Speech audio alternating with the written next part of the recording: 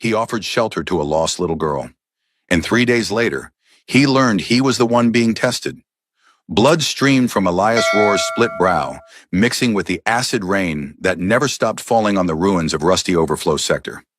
His knives flashed through the throat of the last marauder, but victory came at a cost.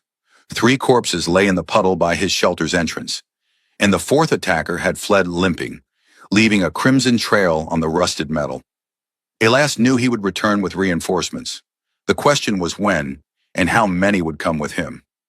It had started 3 days ago with that tapping, a weak, arrhythmic knocking that cut through the monotonous noise of chemical rain.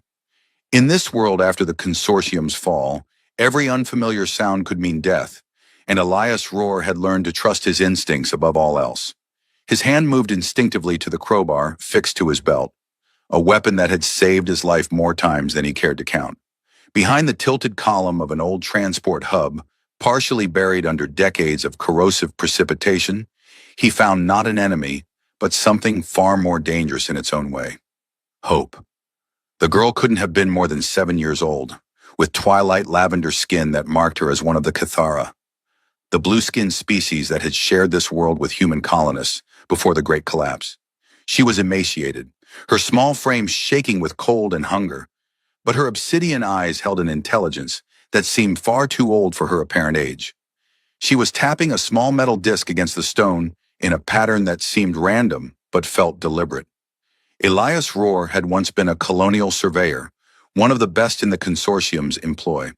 He had mapped hostile worlds where every step could trigger death from above or below, where alien predators stalk through crystalline forests and metal-eating bacteria, dissolve survey equipment faster than it could be replaced.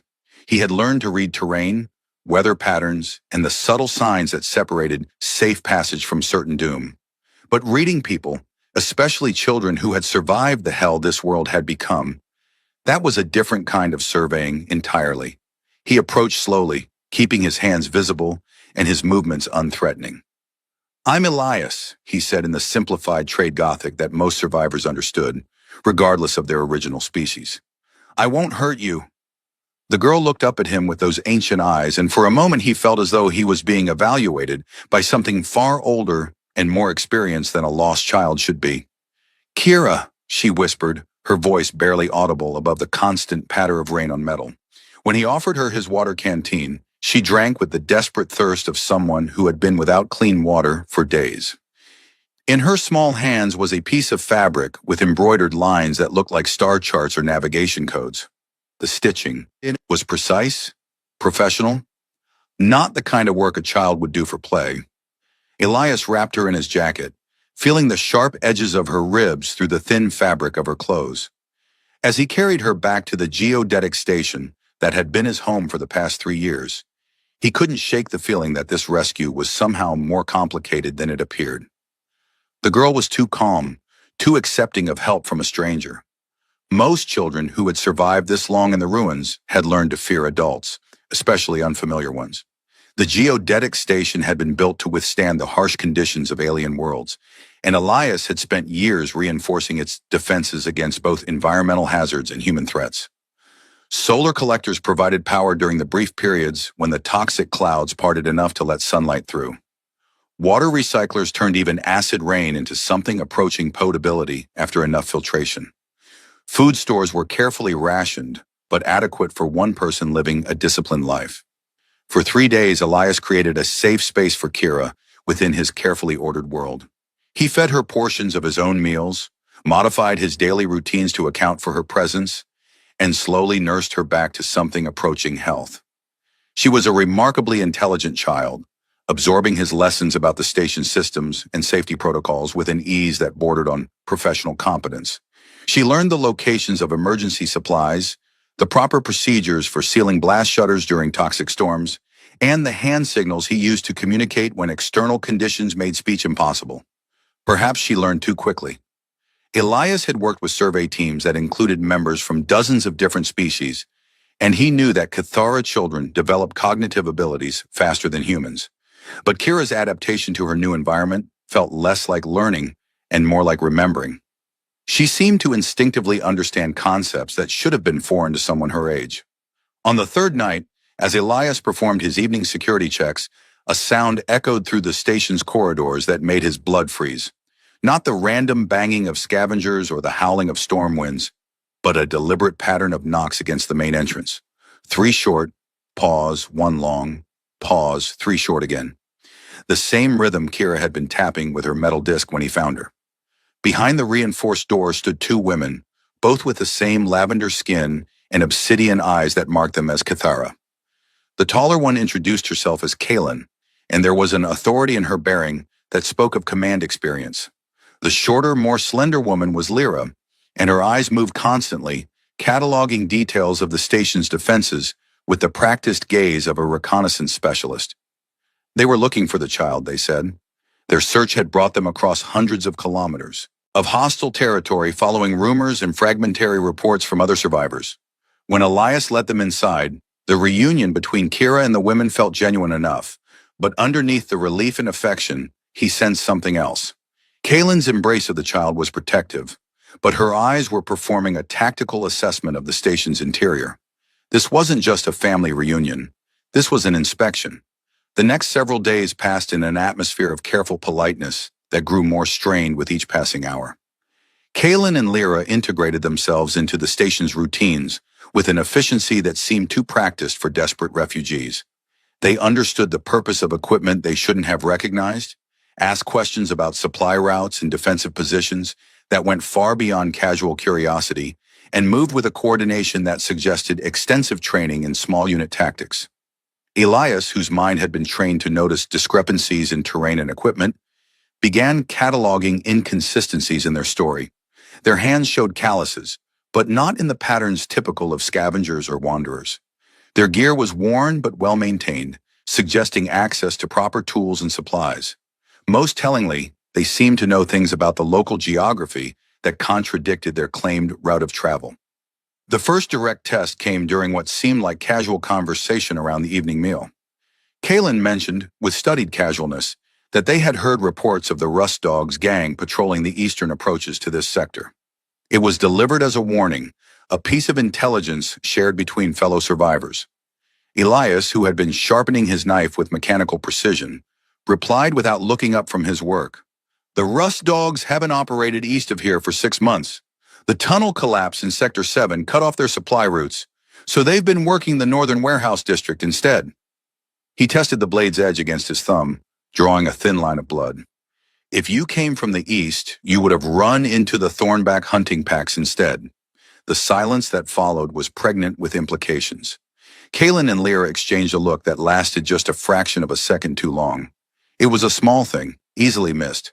But Elias had spent years reading the subtle communications between survey team members when verbal contact was impossible.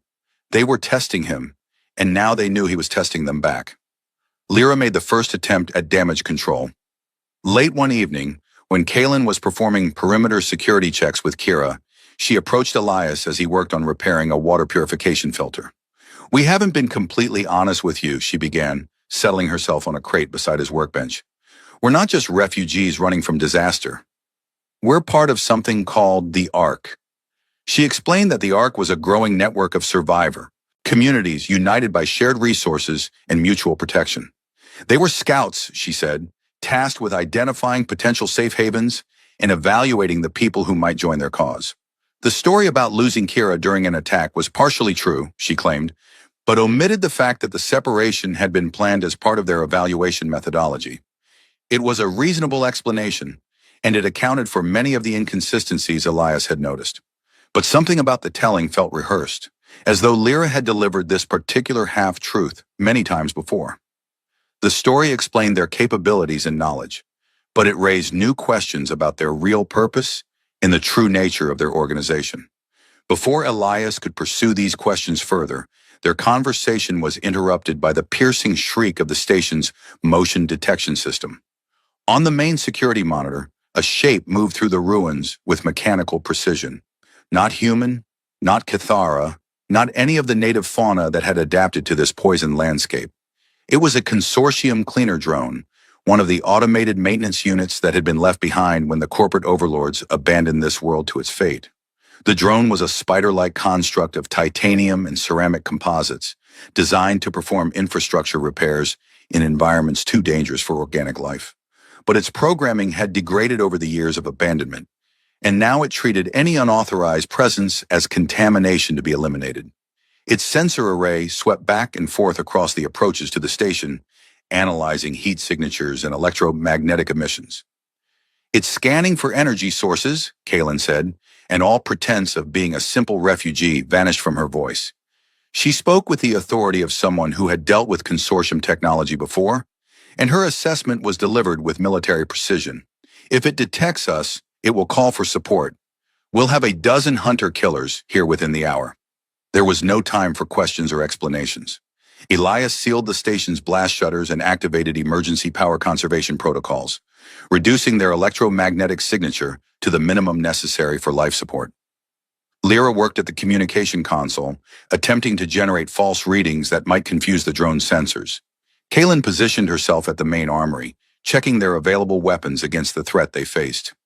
Even Kira participated, operating manual control systems with a competence that no child should possess. She sealed ventilation ducts that might leak telltale heat signatures and activated backup air recycling systems that operated on stored power rather than the main generators. Her actions were precise, purposeful, and completely at odds with her apparent age and experience. The drone's search pattern brought it closer to the station with each sweep. Through the armored windows, they could see its sensor clusters rotating and focusing as it analyzed every piece of debris, every anomalous reading in its environment. It moved with the patient thoroughness of a machine that had unlimited time and no capacity for boredom or frustration. When it finally identified the station as a potential source of unauthorized activity, the drone's response was swift and decisive. Emergency broadcasts went out on consortium frequencies, calling for backup and describing the nature of the threat. Within minutes, answering signals came back from across the sector. Other automated systems were responding to the alert, and some of them were far more dangerous than a single maintenance drone. "We can't stay here," Lyra said, monitoring the communication traffic. "Hunter-killer units are already moving in from the north and west. We have maybe an hour before they arrive." But escape seemed impossible. The station's defenses were designed to keep threats out, not to provide escape routes for the inhabitants. The main entrance was overlooked by the drone's position, and the emergency exits led into open ground where they would be easily spotted by aerial reconnaissance. Elias studied the tactical situation with the methodical approach he had learned during his surveying career. Every problem had a solution, but finding it required understanding all the variables involved. The drone's sensors were sensitive but not omniscient. Its programming prioritized certain types of threats over others, and most importantly, it was operating alone until backup arrived. "There's a weakness," he said, pointing to the drone's position on the monitor. "It's positioned itself to observe the main approaches, but it's standing on the old maintenance platform for the sector's power grid. That platform is built over the primary thermal exchange chamber." Kaylin understood immediately. If we can destabilize the platform, the drone falls into the thermal pit. But how do we reach the platform without being detected? The answer lay in the station's original construction blueprints, which Elias had memorized during his initial survey of the facility. The thermal exchange chamber was connected to the station by a series of service tunnels that ran beneath the ruined infrastructure. The tunnels were narrow, filled with pipes and cables that would make movement difficult, but they provided a concealed approach to the drone's position. They moved through the tunnels in single file, with Elias leading and Kaylin bringing up the rear. The spaces were cramped and humid, filled with the residual heat from the geothermal systems that still functioned sporadically throughout the sector. Pipes dripped condensation that burned the skin on contact, and electrical cables sparked unpredictably as their insulation failed after years of environmental exposure. Kira moved through the confined spaces with an agility that seemed impossible for someone her size, but her breathing was too controlled, her movements too efficient. She was working hard to appear more capable than a normal child should be, rather than struggling to keep up as she should have been. The maintenance platform proved to be a complex structure of corroded metal and failing support systems. The drone had chosen its position well from a tactical standpoint, but it had not considered the structural integrity of its perch. Years of acid rain and thermal cycling had weakened the platform's foundations, and several support beams showed stress fractures that could be exploited. Elias positioned charges at critical stress points, while Lyra and Kalen created a distraction. They activated an emergency beacon in a nearby building, drawing the drone's attention away from the platform long enough for Elias to complete his sabotage. When the charges detonated, the platform collapsed in a cascade of twisted metal and sparking electronics, carrying the drone down into the thermal pit where its circuits were fried by electromagnetic pulses from the exposed power conduits. But their victory was short-lived. The drone's destruction had triggered additional automated responses, and the sound of approaching aircraft filled the air. Hunter-killer units were closing in from multiple directions, their advanced sensors sweeping the ruins for any sign of the intruders who had destroyed their mechanical colleague. "We need to move now," Kalen ordered, and again her voice carried the unmistakable authority of command. "The hunter-killers will carpet bomb this entire sector rather than risk losing more assets." They ran through the ruins as death approached from above. The hunter-killers were military-grade units, designed for pacification operations against hostile populations. Their weapons could level city blocks, and their programming allowed for extensive collateral damage in pursuit of their objectives. The only safety lay in reaching areas where even they would not venture. The old chemical processing plant on the sector's eastern edge had been abandoned even before the consortium's withdrawal. Its storage tanks still leaked exotic compounds that were toxic to both organic life and electronic systems. The hunter-killer's sensors would be degraded in that environment, and their weapon systems would malfunction if they stayed too long in the contaminated atmosphere. But reaching the plant meant crossing open ground under the direct observation of aerial surveillance. They would be exposed for nearly an hour, running across terrain that offered no concealment and little in the way of defensible positions. It was a desperate gamble, but their alternatives had been eliminated by the escalating automated response to their presence. They made the crossing in stages, using the wreckage of old vehicles and buildings as temporary shelter, while the hunter-killers swept past. The machines were thorough but predictable, following search patterns that could be anticipated by anyone with tactical training. Elias found himself moving in coordination with Kalen and Lyra, responding to hand signals and tactical communications, as though he had trained with them for years. Kira kept pace with the adults despite her short legs, but her endurance was extraordinary for a child her age. She moved with economy and purpose, conserving energy for the long haul rather than sprinting and burning out. It was the kind of tactical thinking that came from extensive training, not natural ability. They reached the chemical plant just as the hunter-killers began their final sweep of the sector. The machines circled the contaminated area like predators reluctant to enter dangerous territory, their sensors probing the toxic fog for signs of life. But the chemical interference was too severe for reliable detection, and eventually the units withdrew to await further orders from higher-level command systems. Inside the plant, they found temporary safety among the corroded machinery and leaking storage tanks. The air was thick with chemical vapors that burned their lungs and made their eyes water. But the environment was hostile enough to keep the hunter-killers at bay. They had bought themselves time, but at the cost of exposure to toxins that would eventually kill them if they stayed too long. It was in this poisonous sanctuary that the real confrontation finally occurred.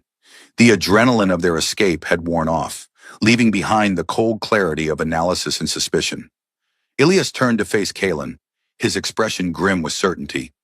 "Kira wasn't lost during an attack," he said, his voice cutting through the chemical haze. "There was no attack."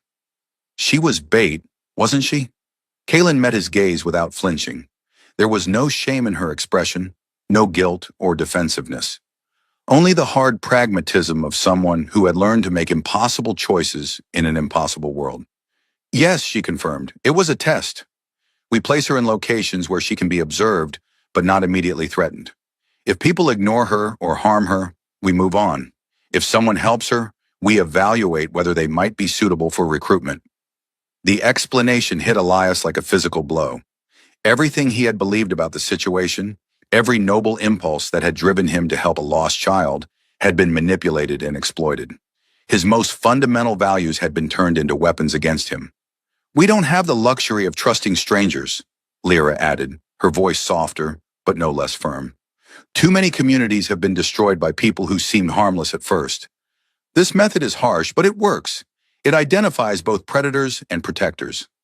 Elias felt something cold and hard forming in his chest, a crystalline structure of anger and disappointment that threatened to freeze his capacity for trust entirely. The world had already taken so much from him: his career, his future, his faith in human civilization. Now it had corrupted even his desire to protect the innocent. "And what about her?" he asked, looking at Kira. "What does this do to a child who's trained to be human bait?" Kira stepped forward before either of the adults could answer.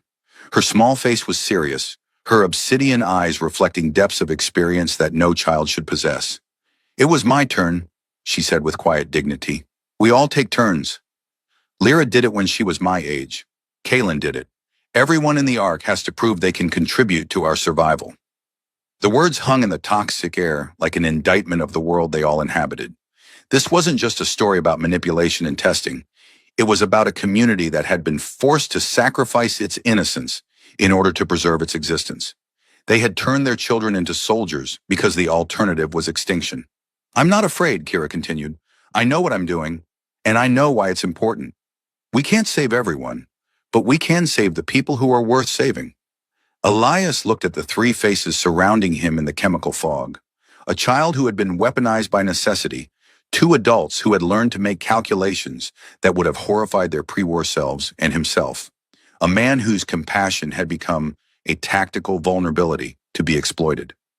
They were all victims of a world that had stripped away every luxury except survival itself. The silence stretched between them, filled with the distant sounds of hunter-killers searching for targets and the steady drip of chemical compounds eating through metal infrastructure. Finally, Elias spoke. "If this was a test," he said slowly, "what was the passing grade?" Kaylin's expression softened slightly, the first crack in her command demeanor since they had met. "You helped her without asking what was in it for you. You shared your resources without negotiating terms. And when we showed up, you let us in despite your suspicions. But most importantly," Lyra added, "you adapted to threats and worked with us to survive. A lot of people freeze up when their worldview gets challenged. You kept functioning." Elias considered their words while toxic vapors swirled around them like spirits of the dead world they inhabited. Everything they said was true, but it was also incomplete. They had tested his compassion, his competence, and his adaptability. But they hadn't tested the one thing that mattered most in this new world: his commitment to something larger than his own survival. From his jacket pocket, he pulled out a waterproof case containing the most valuable thing he possessed: a complete topographical survey of the surrounding territories, compiled during his years as a consortium surveyor. It showed not just the obvious geographical features, but the hidden resources, the safe passages, the defensive positions that could mean the difference between life and death for anyone trying to establish a permanent settlement. "Your test is over," he said, unfolding the map on a corroded workbench. "Here's my answer." The map revealed the true scope of what they were dealing with. The sector they were trapped in was just a small part of a vast wasteland that stretched for hundreds of kilometers in every direction. But it also showed something else: locations where small communities might be able to establish themselves, defended positions that could be held against both environmental hazards and human threats. Elias pointed to a location deep in the mountain range that bordered the eastern edge of the map. Geothermal Station Echo 7, built by the consortium to tap deep thermal vents, then abandoned when the profit margins didn't justify the maintenance costs. It's completely self-sufficient, defended by natural barriers, and far enough from population centers that most threats would bypass it entirely. He looked up at the three faces studying his map. "You're looking for the Ark. The real one, not just another temporary shelter. This could be it." Kaylin traced the route to Echo 7 with her finger, calculating distances and obstacles. "It's 150 kilometers through hostile territory, thornback hunting grounds, chemical waste zones, and at least 3 different raider territories." "And that's just what we know about," Lyra added. "There could be consortium security systems still active in that area. Automated defenses that shoot first and don't bother with questions." But Kira was studying the map with the intensity of someone much older than her apparent years. "The mountain passes here," she said, pointing to a route that wound between peaks. "These are seasonal migration routes for the blue-winged flocks. If we time it right, the local predators will be following the migrations instead of hunting in their normal territories." Her analysis was sophisticated, taking into account factors that even experienced wilderness survivors might miss. It was another piece of evidence that this child was far more than she appeared to be. She's right, Elias confirmed. The migration patterns create a window of opportunity every few months, but it's dangerous timing. If we're wrong about the schedule, we'll be caught in open country when the hunting season begins. They spent the next hour planning their route, pooling their knowledge of local conditions and threats. The chemical plant would provide temporary shelter while they prepared for the journey, but they couldn't stay long without suffering permanent damage from the toxic environment. They had perhaps 2 days to gather supplies and plan their approach before the contamination began affecting their ability to function. The planning session revealed how much each of them brought to the group dynamic. Elias provided detailed knowledge of geography and environmental hazards. Kaylin contributed tactical expertise and leadership experience. Lyra offered reconnaissance skills and technical knowledge. Even Kira participated meaningfully, her observations showing a sophisticated understanding of biological systems and predator behavior. But it also revealed the tensions that lay beneath their forced cooperation. Trust was a luxury none of them could afford, but without it, their chances of reaching Echo 7 alive were minimal. They were a group of strangers united only by necessity, each carrying secrets and agendas that could destroy their alliance at any moment. The first test of their new partnership came sooner than expected. On their second day in the chemical plant, while they were preparing equipment for the journey ahead, Lyra's monitoring equipment detected movement in the ruins surrounding their shelter. Not the mechanical precision of hunter-killers, but the chaotic patterns of human raiders. Scavenger pack, she reported, studying the signal patterns. Maybe 20 or 30 individuals, moving in from the west. They're avoiding the most contaminated areas, but they're definitely heading this way. Elias studied the tactical situation through the plant's corroded windows. The scavengers were desperate people, driven to extreme measures by hunger and desperation. They would risk the chemical contamination if they thought there was something valuable to be found. And any group that had survived long enough to operate in this sector would be heavily armed and completely ruthless. We can't fight them, Kaylin said, performing her own assessment of their situation. Even if we win, the noise would bring the hunter-killers back. And if we lose, she didn't need to finish the sentence. Raiders didn't take prisoners, and they had particular uses for children that were too horrible to contemplate. The drainage system, Elias said, consulting his mental map of the plant's infrastructure. There's a network of tunnels that connects to the old water treatment facility about 3 kilometers east. If we can reach it without being detected, we can use it to bypass the raiders entirely. But the drainage system was flooded with chemical runoff from decades of leaking storage tanks. The water was acidic enough to dissolve organic tissue in minutes, and the vapors would be fatal in enclosed spaces. They would need protective equipment that they didn't possess, or they would need to find another solution. Kira had been listening to their discussion while studying a schematic of the plant's layout. Now she spoke up with another suggestion that revealed more sophisticated knowledge than a child should possess. The thermal venting system, she said, pointing to a series of pipes that ran beneath the plant's main structure. It's designed to carry steam from the geothermal taps to the processing units. The pipes are large enough to crawl through, and the thermal activity would mask our heat signatures from any surveillance. It was a brilliant solution, but it came with its own set of deadly risks. The pipes carried superheated steam at irregular intervals, and there was no way to predict when the system might activate. They would be crawling through a network of potential death traps, racing against time, and the possibility that automated systems might cook them alive in their metal tunnel. How do you know about the thermal system? Elias asked, studying Kira with new intensity. The child met his gaze without flinching. I've been in places like this before. When you're small enough to fit in spaces adults can't reach, you learn about all the hidden passages. It was a reasonable explanation, but it raised new questions about where she had been and what she had been doing before their supposed chance encounter. Children didn't acquire knowledge of industrial infrastructure through casual exploration. They learned it through systematic training and repeated exposure to dangerous environments. But there was no time for detailed interrogation. The scavengers were closing in, and their window of opportunity was shrinking rapidly. They gathered their essential equipment and prepared to enter the thermal system, knowing that they were trading one set of deadly risks for another. The entrance to the thermal tunnels was through a maintenance hatch in the plant's basement level. The space beyond was cramped and dark, filled with the sound of moving steam and the occasional clang of expanding metal. Emergency lighting cast eerie shadows on the tunnel walls, and the air shimmered with heat distortion from the pipes around them.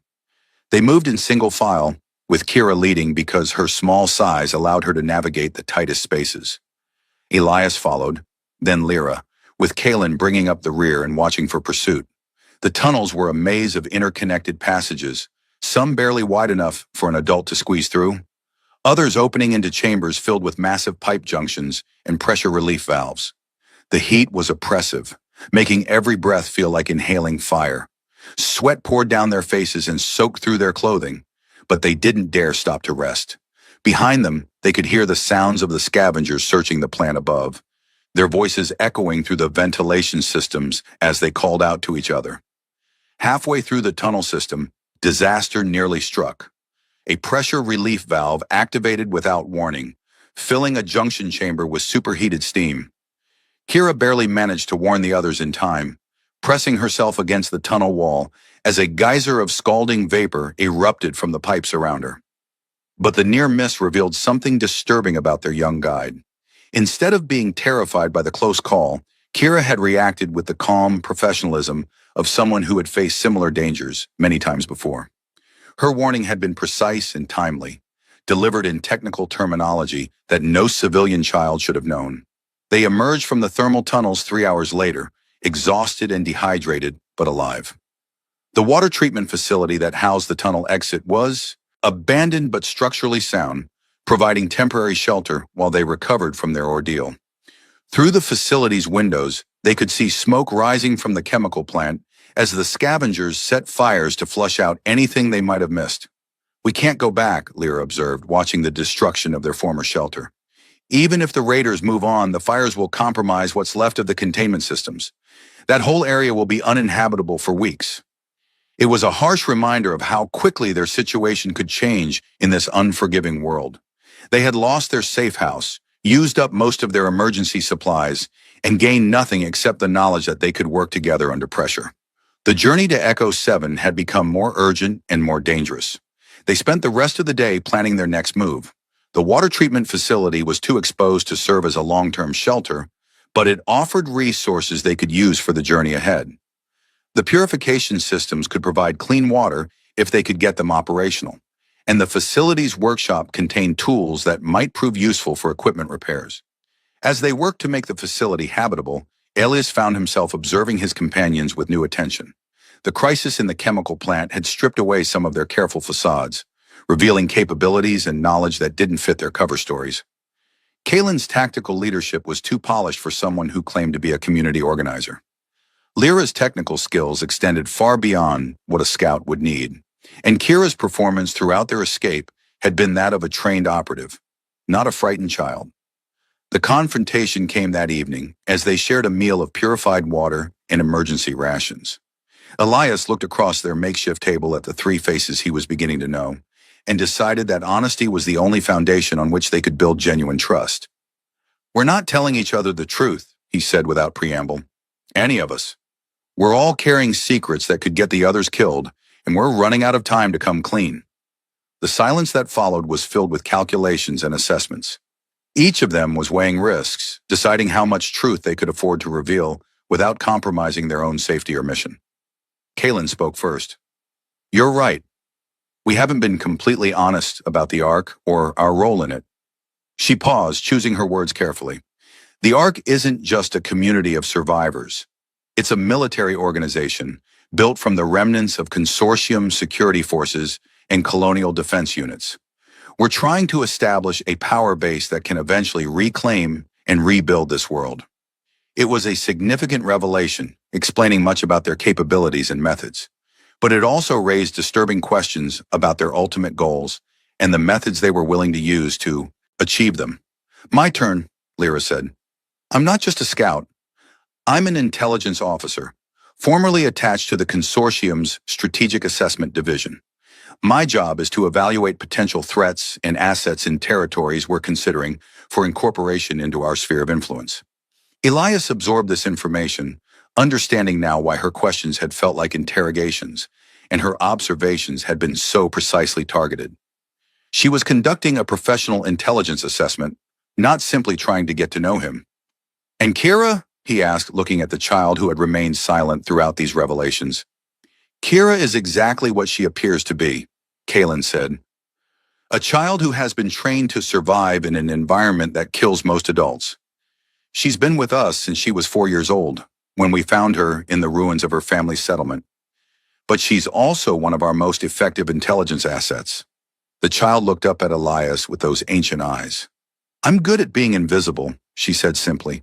"People tell me things they wouldn't tell adults. And I remember everything." It was a chilling glimpse into the kind of world they were building, where children were turned into spy weapons and innocence was just another resource to be exploited for tactical advantage. But it was also a testament to the kind of pragmatic ruthlessness that might be necessary to rebuild civilization from its ashes. "Your turn," Kalen said, looking at Elias expectantly. He had been expecting this moment, and he had spent hours deciding how much of his own truth he was willing to share.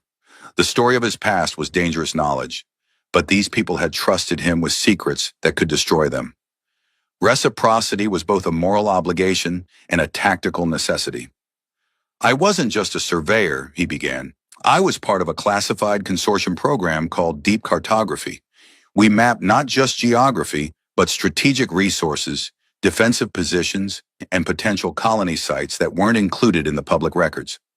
I know the locations of hidden supply caches, classified research facilities, and military installations that were never officially acknowledged." The implications hit them immediately. If Elias's knowledge was accurate and complete, he possessed intelligence that could determine the success or failure of their entire rebuilding effort. He knew where the most valuable resources were hidden, which locations offered the best strategic advantages, and which areas contained threats that were too dangerous to approach. "Echo 7, Lyra said, understanding dawning in her voice. "You didn't recommend it because it's a safe haven. You recommended it because you know what's really there." Elias nodded grimly. "Echo 7 isn't just a geothermal power station. It's a deep cartography archive facility built to house survey data and strategic intelligence for the entire sector. If it's still intact, it contains enough information to give your ARC a decisive advantage over every other faction competing for control of this territory." The revelation changed everything about their mission. They weren't just fleeing to a safe haven. They were racing to secure a strategic asset that could determine the future of human civilization on this world. But it also meant that other factions would be interested in Echo 7 if they knew what it contained, and the journey there would be even more dangerous than they had originally anticipated. "Does anyone else know about the archive?" Kalen asked. The Deep Cartography program was highly classified, but the consortium's collapse was chaotic. Records were scattered, personnel were reassigned or killed, and security protocols broke down. It's possible that other survivor groups have pieced together fragments of information about sites like Echo 7. They spent the next several hours revising their plans in light of these new revelations. The journey to Echo 7 was no longer just a desperate flight to safety, but a military operation with strategic implications that extended far beyond their immediate survival. They would need to move fast, avoid detection, and be prepared to fight for control of the facility once they arrived. But they also had to consider the possibility that they were already too late. If other factions had discovered the true nature of Echo 7, they might find the facility occupied by hostile forces with superior numbers and equipment. The archive that could secure their future might already be in enemy hands. The next morning brought news that confirmed their worst fears. Lyra's monitoring equipment detected military-grade communication signals emanating from the direction of Echo 7. Encrypted transmissions were bouncing between the facility and mobile units positioned throughout the surrounding territory. Someone else had reached the archive first, and they had brought enough personnel to establish a significant defensive perimeter. "Can you break the encryption?" Elias asked, watching Lyra work with equipment that was far more sophisticated than anything a simple scout should possess. "Partially," she replied, her fingers flying over the device's controls. "It's a modified consortium military protocol, but I'm only getting fragments. References to asset recovery, perimeter security, and something called Project Renaissance." Kalen's expression darkened at the mention of the last term. Project Renaissance was a consortium contingency plan for rebuilding civilization after a complete colonial collapse. The theory was that if the normal governance structures failed, military forces would establish temporary authority and guide the reconstruction process. Temporary, Elias repeated with bitter humor. Military governments always start out temporary. The situation was becoming clearer and more dangerous. A consortium remnant faction had reached Echo 7 and was implementing a plan to use the archived intelligence for their own rebuilding efforts. They would not welcome competitors, and they would certainly not negotiate with a small group of refugees who claimed ownership rights to the facility. But retreat was not an option. Without the resources and intelligence stored in Echo 7, the Ark would remain a scattered collection of survivor communities with no realistic chance of developing into a true power base. They had to attempt to reach the facility, even if it meant fighting for access against a superior force. The final stage of their journey took them through terrain that challenged every survival skill they possessed. The mountain approaches to Echo 7 were a maze of unstable rockfall zones, chemical seepage areas, and territories claimed by the largest and most dangerous native predators. The thornbacks that had pursued them earlier were minor threats compared to the apex hunters that ruled these remote peaks. They traveled at night when possible, using thermal barriers to mask their heat signatures, and moving through valleys where the rocky terrain would provide cover from aerial surveillance. During the day, they sheltered in caves and abandoned mining installations, rationing their supplies and monitoring the communications traffic from Echo 7. The facility was clearly under the control of a well-organized military unit. Patrol schedules were precise, communication protocols were professional, and defensive positions were established with textbook efficiency. But there were also signs of strain in their operations. References to equipment failures, supply shortages, and personnel casualties suggested that holding Echo 7 was proving more challenging than the occupying force had anticipated. "They're fighting something," Lyra observed after analyzing several days of intercepted communications.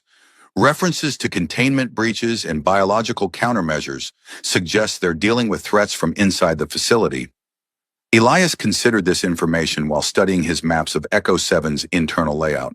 The archive was built to house strategic intelligence, but it was also used for classified research projects. If the containment systems failed during the collapse, he didn't need to finish the thought. Research facilities of that era had worked with everything from engineered biological weapons to experimental artificial intelligence systems. If something had been released inside Echo 7, it might pose a threat to anyone who entered the facility, regardless of their military capabilities. But it also represented an opportunity. If the occupying force was dealing with internal threats, their external defenses might be weakened. A small mobile team might be able to infiltrate the facility while the defenders were focused on containing whatever was loose inside. They reached the final approach to Echo 7 just before dawn on their 7th day of travel. The facility was an impressive sight even in its current state. A complex of reinforced structures, built into the mountainside, connected by armored walkways and defended by automated systems that had survived decades of environmental assault. But it was also clearly under siege. Military vehicles were positioned around the perimeter, their weapons trained not outward toward potential attackers, but inward toward the facility itself.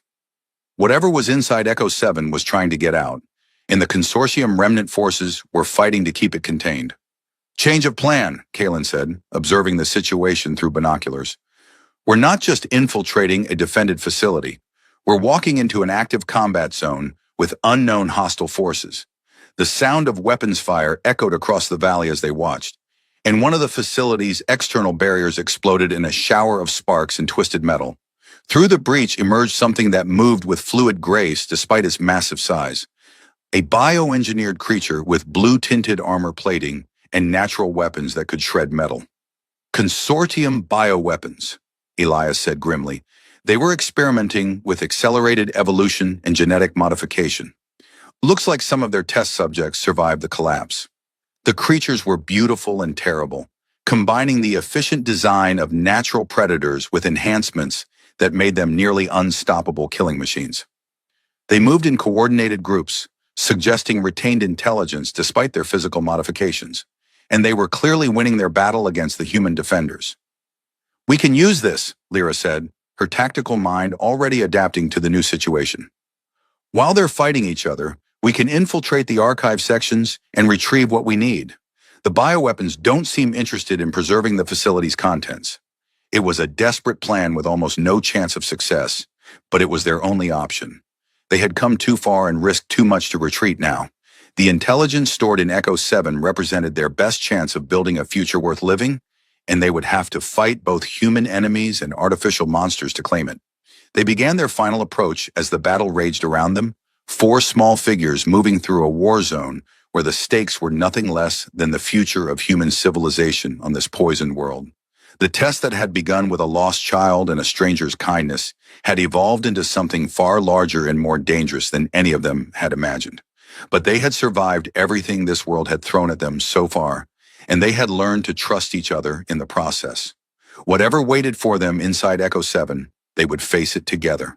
The girl who had been bait, the soldier who had been tested, the spy who had revealed her secrets, and the surveyor who held the keys to their future.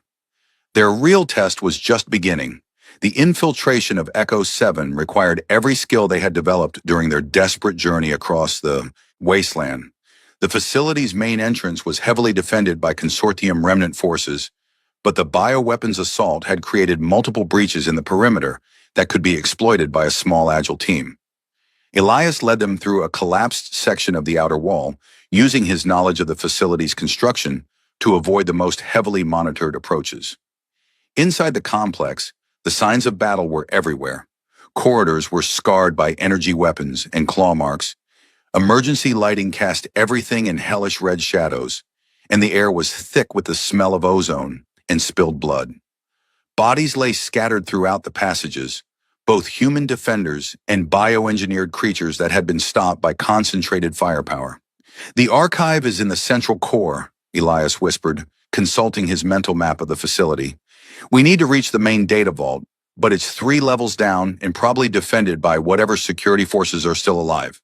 They moved through the facility like ghosts, avoiding the main corridors where surviving defenders had established kill zones and fire positions. The bioweapons had adapted to the environment with frightening speed, using their enhanced intelligence to coordinate attacks and exploit weaknesses in the human defensive lines. In the facility's medical wing, they encountered their first live enemy, a bioengineered hunter that had been separated from its pack. The creature was magnificent and terrifying, standing nearly 3 meters tall with blue-scaled armor that seemed to absorb and redirect energy weapon strikes. Its natural weapons were razor-sharp claws and teeth that could shear through metal, and its enhanced nervous system gave it reaction times faster than any natural predator. But it was also wounded, bleeding blue ichor from several projectile impacts, and its movements were slower than they should have been. The Consortium forces had learned how to hurt these things, even if they couldn't stop them reliably. Kaylin took point with her twin daggers, moving with the fluid grace of someone who had trained for close-quarters combat against superhuman opponents. She feinted left, drawing the creature's attention, then rolled right as its claws raked the air where she had been standing. Lyra provided covering fire with a crossbow she had salvaged from the facility's armory, her bolts targeting the creature's joints where the armor plating was thinner. Elias flanked wide, looking for an opening to strike at vital points, while Kira did what she did best, stayed invisible and gathered intelligence. From her concealed position, she called out warnings about the creature's attack patterns and identified weak spots in its defenses. The battle was brief but vicious. When it ended, the bioweapon lay dead in a pool of its own luminescent blood, and they had learned valuable lessons about fighting these enhanced predators. They were dangerous but not invincible, and their intelligence made them predictable in some ways, even as it made them more effective killers. "The blood," Kira observed, studying the fallen creature. "It's not just blue. There are patterns in it, like some kind of biological circuitry." She was right. The bioweapon circulatory system seemed to carry more than just nutrients and oxygen. There were traces of what looked like organic computational matrices, suggesting that these creatures had been engineered with biological computer systems integrated into their physiology. "Living weapons platforms," Lyra said with professional interest. "They're not just enhanced animals. They're organic machines designed for specific combat roles." It was a chilling insight into the Consortium's final research projects. They had been working on creatures that combined the adaptability of natural evolution with the precision of engineered systems. The bioweapons weren't just predators. They were intelligent combat units that could think, plan, and coordinate their attacks with tactical sophistication. The deeper they penetrated into Echo 7, the more evidence they found of the desperate battle being fought between human defenders and engineered monsters. Barricades had been hastily erected across key corridors. Ammunition supplies were running low, and the surviving consortium forces were clearly being pushed back toward the facility's core. But they also found signs that the bioweapons were not operating without direction. Hidden among the carnage were communication devices that seemed to be coordinating the creature's attacks. Someone or something was controlling these monsters, turning them from random threats into organized military units. There, Elias pointed to a communication node embedded in what had once been a beautiful piece of bioengineered flesh. That's not natural evolution. Someone's installed command and control systems in these things. The implications were staggering. If the bioweapons were being controlled remotely, then their assault on Echo 7 wasn't just an outbreak of contained experiments. It was a military operation designed to capture or destroy the facility's strategic assets. Another faction, Kalen said grimly. Someone else knows about the archive, and they're using the bioweapons to eliminate the consortium defenders before moving in to claim the intelligence. They reached the entrance to the central archive just as the final battle began above them. Through the facility's communication systems, they could hear the last consortium defenders calling for evacuation support that would never come. The bioweapons had overrun the upper levels, and it was only a matter of time before they reached the archive itself. The archive entrance was sealed by multiple layers of security, but Elias's clearance codes were still valid in the emergency systems. As the massive doors cycled open, they found themselves looking into a cathedral-like chamber filled with data storage devices that contained the accumulated knowledge of an entire colonial sector. But they were not alone. At the center of the archive, working frantically at a master terminal, was a figure in consortium military uniform. Captain Miranda Voss, according to her name tag, was attempting to download critical files before the facility's destruction became inevitable. She looked up as they entered, her hand moving instinctively toward her sidearm. But when she saw that they were human rather than bioengineered killers, she hesitated just long enough for Kalen to get within striking distance. "Don't," Kalen warned, her own weapon drawn and ready. "We're not here to fight you, but we will if we have to." Captain Voss assessed the situation with professional calm. She was outnumbered, trapped, and running out of time as the sounds of battle grew closer. Her mission to secure the archive was failing, but these newcomers might represent an opportunity to salvage something from the disaster. "You're after the deep cartography files," she said, reading their tactical positioning and equipment. "Someone told you what's really stored here." "We know about Project Renaissance," Lyra replied, "and we know about the bioweapons. Who's controlling them?" Voss's laugh was bitter and exhausted. "We thought we were the only consortium survivors with access to the old research facilities. Turns out there's a whole network of remnant groups, and they're not interested in sharing resources or cooperating for mutual benefit." She explained that the bioweapon assault was being coordinated by another consortium faction that called itself the Hegemony. They had taken control of several research facilities and were using the engineered creatures as expendable shock troops to eliminate competing survivor groups. "They want the archive intact, but they want us dead," Voss continued. "And when they're done here, they'll move on to eliminate every other faction that might challenge their version of the New World Order."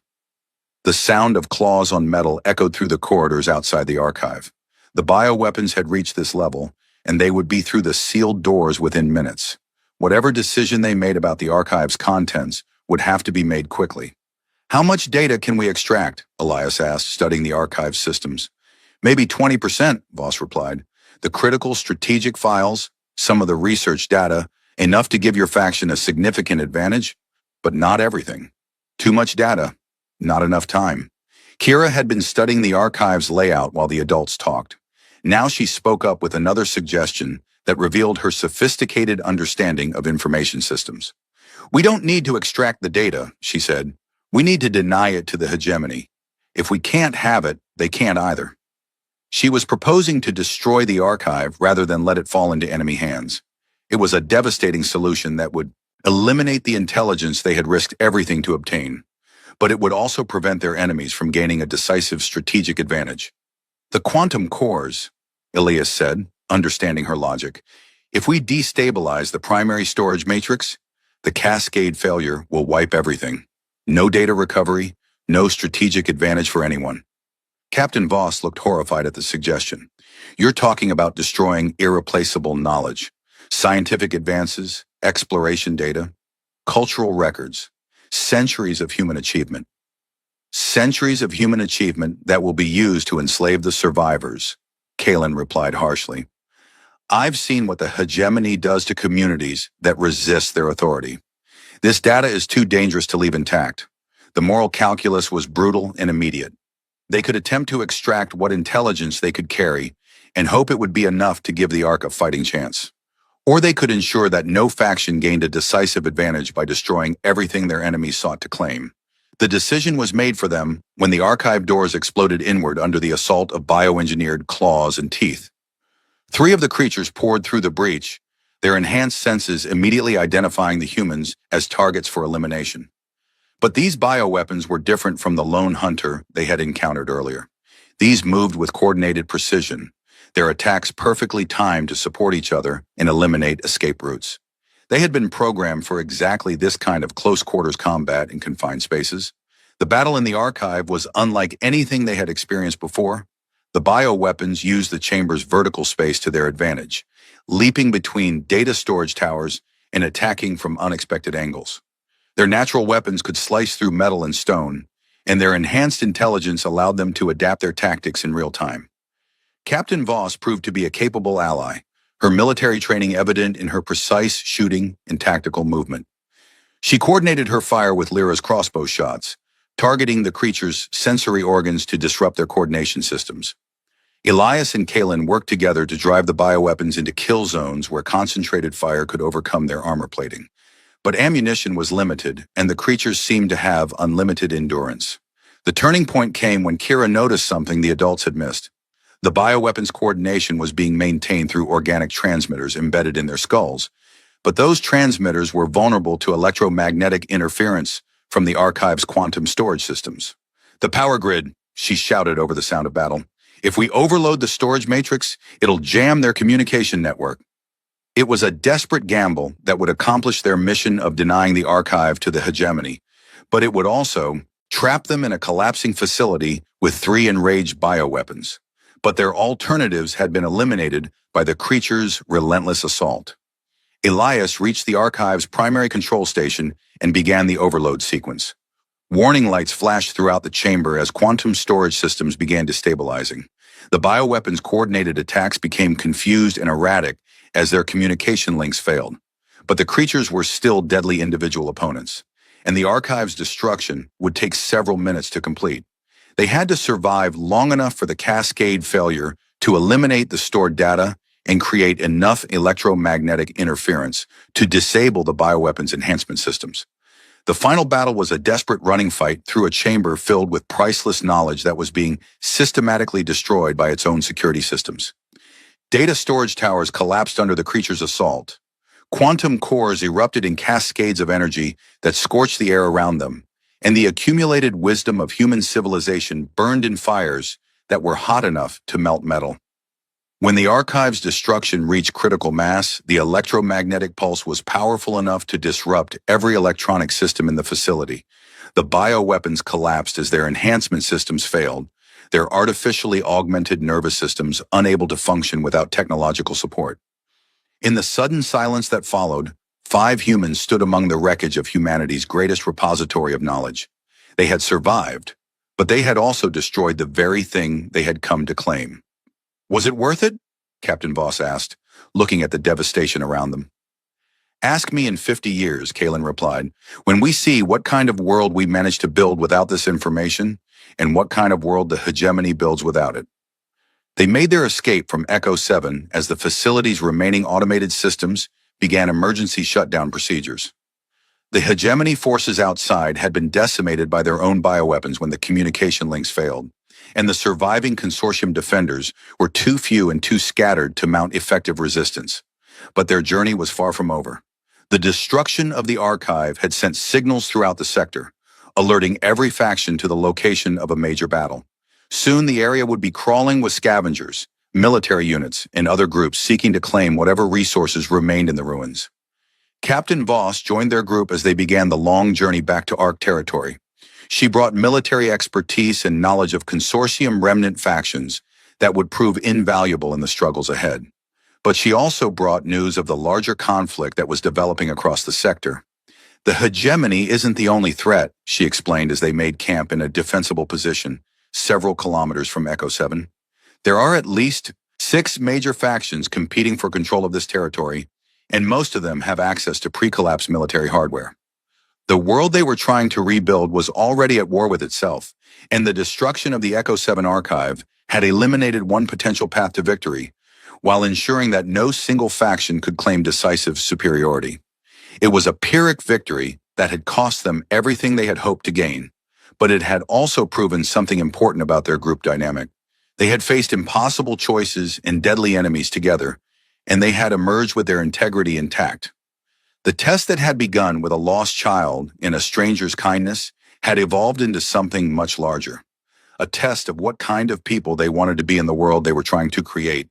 As they planned their route back to Ark territory, Elias reflected on how much had changed since he had found Kira tapping her metal disc in the ruins.